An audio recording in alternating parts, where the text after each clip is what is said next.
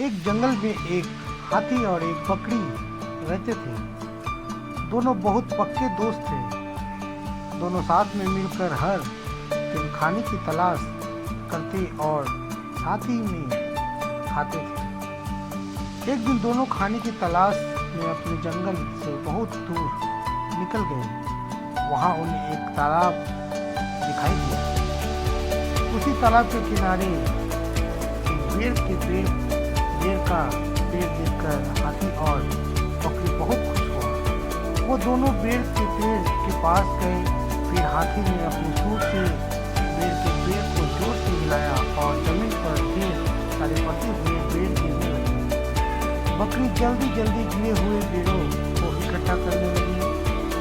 संयोगवश उसी बेर के पेड़ पर एक चिड़िया का घोंसला भी था। उसमें चिड़िया का एक बच्चा सो रहा था और चिड़िया दाने की खोज में कहीं गई हुई थी। पेड़ का पेड़ जोर से हिलाने के कारण चिड़िया का बच्चा घोंसले से बाहर तालाब में गिर पड़ा और डूबने लगा। चिड़िया के बच्चे को डूबता हुआ देखकर उसे बचाने के लिए बकरी तालाब में कूद गई, लेकिन बकरी को तैरना नहीं आता था। इस वजह से वो भी तालाब में डूबने लगी।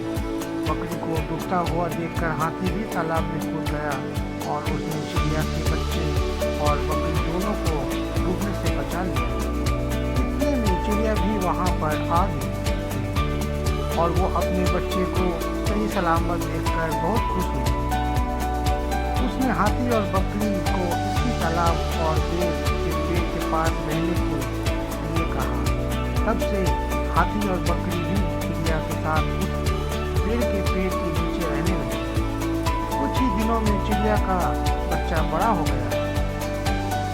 चिड़िया अपने बच्चे के साथ जंगल में घूमकर आती थी और हाथी और बकरी को जंगल में किस पेड़ पर फल लगे हैं इसकी जानकारी देती थी। इस तरह हाथी, बकरी और चिड़िया मजे में रहते और खाते पीते थे।